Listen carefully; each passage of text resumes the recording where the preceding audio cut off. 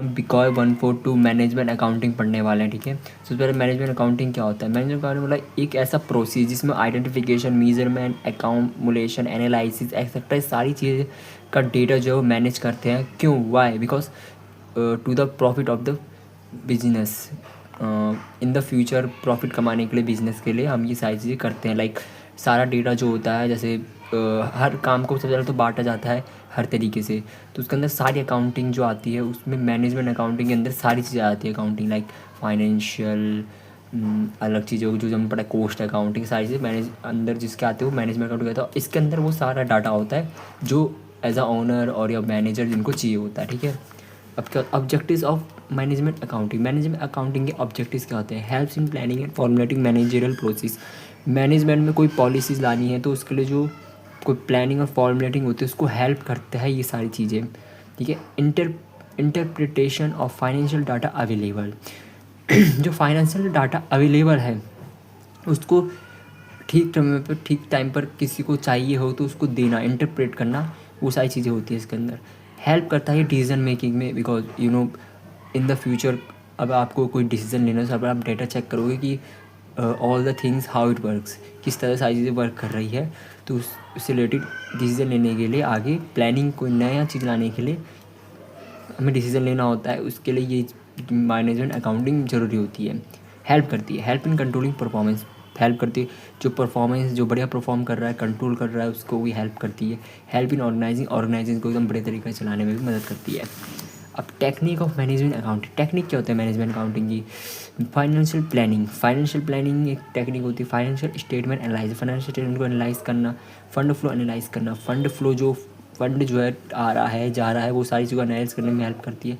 Cash flow statement बनाने में help करती है। स्टैंडर्ड कॉस्टिंग के लिए हेल्प करती है। स्टैंडर्ड कॉस्टिंग जैसे बताओ, स्टैंडर्ड कॉस्टिंग क्या होती है। स्टैंडर्ड कॉस्टिंग मतलब कोई चीज़ तुम्हारी कितनी बन रही है, जो भी लाइक कितने की बन रही है, 1000 2000 की, उससे ऊपर ही तुम्हें वो बेचनी है, उसे स्टैंडर्ड कॉस्टिंग कहते हैं। उसको तय करना कितने का बेचना है। बजटिंग कंट्रोल, बजटिंग को कंट्रोल करने के भी काम आता है। मार्जिनल कॉस्टिंग के भी काम आता है। रेट एनालाइज करने के काम आता है। कॉस्ट बेनिफिट एनालाइज करना आता है। कॉस्ट बेनिफिट मीन्स अगर तुम कुछ मैन्युफैक्चरिंग कर रहे हो तो उसको कोस्ट में किस तरह से बेनिफिट लाया जाए, कि कोई सामान रॉ मटेरियल खरीदो तो उसमें कुछ डिस्काउंट मिल जाए, सारी चीज़ कॉस्ट बेनिफिट एनालिसिस के अंदर आती है। स्टैटिस्टिकल एनालिसिस में हेल्प करता है स्टैटिस्टिक तरीके से बनाने में। लाइक अगर कोई मैनेजर है या फिर कोई ऊपर ओनर है, ओनर को समझाना है तुम्हें कोई डेटा, तो स्टैटिस्टिक तुम डायरेक्ट उससे दिखाओगे तो आसानी से समझ जाएगा, उसको पूरी चीज़ जानने की जरूरत नहीं पड़ेगी। तो ये स्टैटिस्टिकली को हेल्प करता है क्रिएट करने में। ओके, अब कोस्ट कंट्रोल क्या होता है। कोस्ट कंट्रोल एक ऐसा फंक्शन है जो कोस्ट को कंट्रोल करता है। It is very simple. Like cost, like तुम कुछ चीज़ बना रहे हो तो उसको कम से कम पैसों में बनाना, ये होता है कोस्ट कंट्रोल। टेक्निक्स क्या होते हैं कोस्ट कंट्रोल की। बजटरी कंट्रोल, बजटरी कंट्रोल इसके अंदर आता है कि बजट अगर तुम बजट तुम्हारा है अच्छा खासा तो तुम उसके द्वारा भी कंट्रोल कर सकते हो। लाइक रॉ मटेरियल ज़्यादा खरीद के थोड़ा डिस्काउंट मिल जाएगा तो उसमें तुम्हारा बजट कंट्रोल हो जाएगा, राइट। स्टैंडर्ड कॉस्टिंग मतलब जब तुम बना रहे होगे तो उसमें उसमें देख लेना कि तुम्हें कितने का पड़ रहा है, कितने का बेचना, उस हिसाब से तुम कर सकते हो। इन्वेंट्री कंट्रोल मतलब इन्वेंट्री में भर भर के सामान रख लो पहले से, ताकि तुम्हारा जिस चीज़ की जो ज़रूरत पड़े उस टाइम पर वो बना सको। ठीक है, रेशियो एनालिसिस, रेशियो एनालिसिस के तौर से भी देखते हो तो रेशियो एनालाइज कर सकते हो कि कौन सी चीज़ कौन सी देर में बन रही है, वो रेशियो एनालिसिस के अंदर आता है।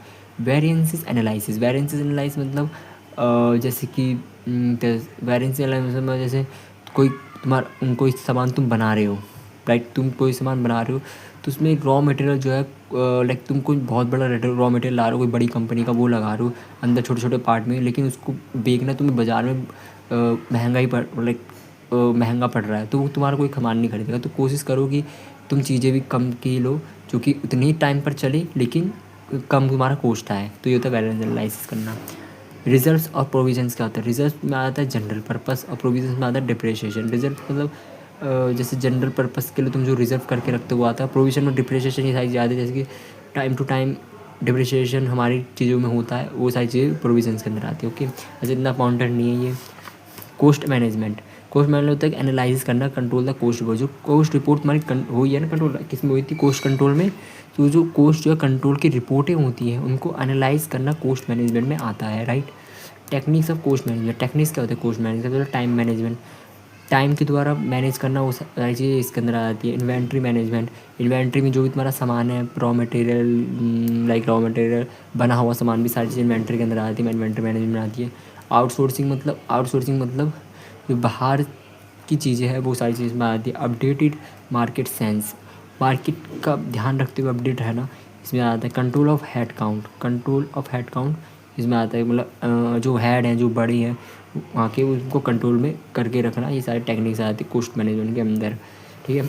अब बजट क्या होता है? बजट मतलब एक plan, money calculate for the expenditure and where, कि मनी जो है तुम्हारा पैसा है वो कहाँ एक्सपेंडिचर होना चाहिए और कहाँ होना चाहिए, किस समय होना चाहिए और किसके लिए होना चाहिए, सारी चीज़ें बजट के अंदर आती है। बजटिंग दूसरा हो जाता है प्रोसेस ऑफ मेकिंग का बजट। ये बजट बनाने में जो पूरा प्रोसेस होता है बजटिंग के अंदर आता है, और एट द एंड जो बनता है वो बजट होता है, राइट।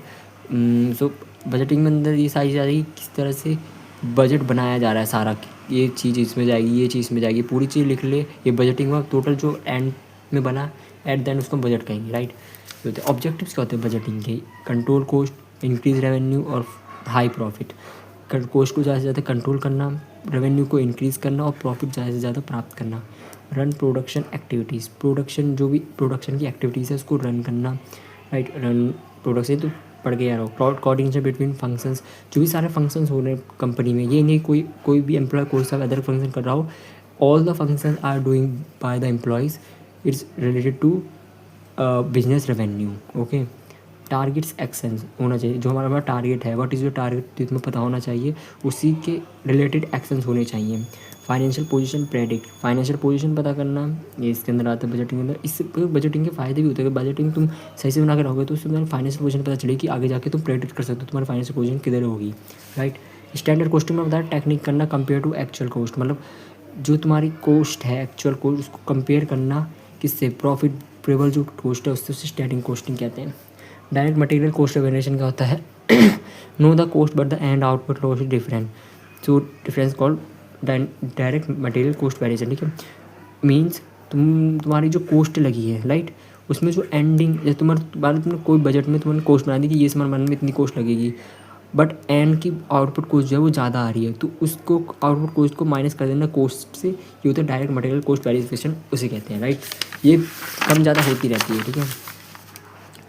मटेरियल यूजेस वेरिएशन होता है, starting material use and material use, मतलब ये फिर एंड से निकल जाए तुम्हारा, ये स्टार्टिंग मतलब जो स्टार्टिंग तुम्हारा मटेरियल लग रहा है और जो एंडिंग मटेरियल लग रहा है। मान तुम रॉ मटेरियल टाइप कुछ मैन्युफैक्चरिंग कर रहे हो, तो स्टार्टिंग जो मटेरियल है उसको एंडिंग मटेरियल माइनस कर दोगे, तुम्हारा मटेरियल यूज वेरिएशन आ जाएगा।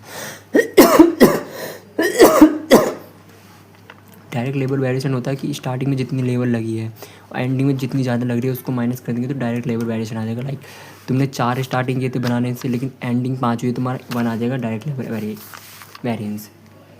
ब्रेक इवन पॉइंट होता है कॉस्ट और सेल, मतलब तुमने जितनी बनाने में खर्चा किया है उतनी में तुम्हारा सेल हुआ है, तो उसको हम ब्रेक इवन पॉइंट कहते हैं। प्राइसिंग क्या होता है? प्रोसेस, सेट, सेल, सर्विस और गुड्स, मतलब कितनी की सर्विस बेचनी है, कितनी की गुड्स बेचनी है, उस सारे के प्रोसेस को हम प्राइसिंग कहते हैं। प्राइसिंग सेट करना सामानों का ईजी है भी। फैक्टर्स अफेक्टिंग प्राइसिंग डिसीजन, क्या क्या फैक्टर अफेक्ट करता है प्राइसिंग डिसीजन करने में? डिमांड फॉर द प्रोडक्ट की डिमांड देख के तुम्हें प्राइस सेट करना होता है। मान लो ये तो इकोनॉमिक्स में तुम्हारा पढ़ा होगा, you learn money of many times it's, कि अगर मान लो तुम्हारी डिमांड हाई है तो तुम्हारा पैसा भी तुम हाई, प्राइसिंग भी तुम उसकी हाई रखोगी। कंपटीशन देख सकते हो कि इसका अगर कम कंपटीशन है तो प्राइस हाई रखोगे, अगर ज़्यादा है तो तुम कम रखोगे इसका प्राइस। कॉस्ट क्या आ रही है, कॉस्ट को देखते हुए रखना होगा। मान लो तुम्हारा 100 का बनना है तो 120 है, उसके ऊपर का तो तुम बेचना ही चाहोगे, मतलब एट द एंड प्रॉफिट होना चाहिए कितने का भी हो। ब्रांड इमेज देखोगे कि अगर मान लो कोई बहुत बड़ी ब्रांड है लाइक एडिडास, तुम देखोगे कितनी बड़ी ब्रांड है, तो वो कितने भी कोई जूते बेचेंगे तो लोग खरीदना ही चाहेंगे क्योंकि एक ब्रांड है, उसका मार्केट में वैल्यू है, ठीक है। Stage of the product of life, stage भी डिपेंड करती है सबसे ज़्यादा। स्टेज लाइक तुम ऐसी चीज़ खरीद रहे हो जिसमें एकदम नई चीज़ है, मान लो अभी बनी है, तो तुम वो थोड़ी ज़्यादा बिकेगी। और कोई पुरानी चीज़ होती है तो कंपनी क्या करती है उसको एकदम कम में बेचती है। लाइक कोई खाने का सामान तुमने देखा होगा, होटल का जो खाना होता है एकदम कम हो जाता है ना पैसों में, तो वो फिर कम में बेचते हैं, एकदम सस्ता कर देते हैं उसको, क्योंकि वो ख़राब होने वाला होता है। तो सोचता है कि लोग ज़्यादा से ज़्यादा इसको खरीदे और ख़त्म कर दे, ताकि कंपनी को आगे जाके बैड डेब्ट्स या फिर लॉस ना हो। गवर्नमेंट रूल्स एंड रेगुलेशन, ये भी देखना होता है कि गवर्नमेंट के जो रूल्स और रेगुलेशन है किस सामान को लेके कितने हैं। जैसे कोई सामान तुम बेच रहे हो उसमें बहुत तगड़े रूल्स लगा के तुम चाहोगे कि तुम उससे रिलेटेड कोई दूसरा चीज़ बेचो, ताकि गवर्नमेंट के रूल्स इस ज़्यादा चीज़ों को, हमारी जो प्रॉफिट है उसको कम ना करे। ओके, तो यही था दोस्तों चैप्टर, इसके नोट्स बना लेना या फिर पढ़ लेना। मिलते हैं अगली वीडियो में।